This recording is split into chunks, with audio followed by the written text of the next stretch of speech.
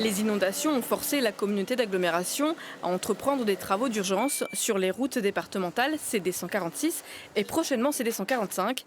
Quels travaux sont prévus sur ces routes? Nous allons ouvrir cette route pour y faire un pont cadre avec des casiers d'1 mètre sur 50 centimètres sur une batterie de 3 casiers sur 12 mètres de long, de façon à permettre à l'eau de s'écouler en dessous de la route.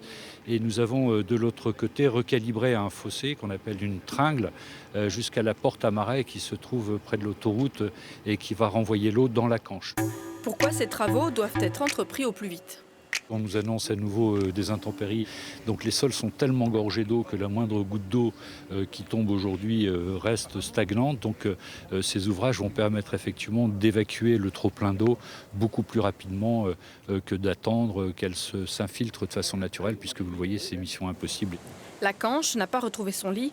Le maire de la Madeleine, sous Montreuil, a renforcé la digue afin de protéger les 145 habitations d'un futur débordement.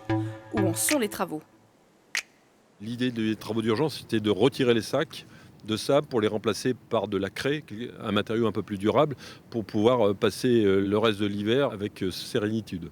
Et malheureusement, on est pris par le temps parce que les travaux sont relativement longs et on est aussi en hiver et l'accès est parfois compliqué. Ce qui fait que les travaux ont pris du retard et je suis un peu inquiet pour les quelques jours qui viennent à cause de la pluviométrie et de la marée qui va être très haute.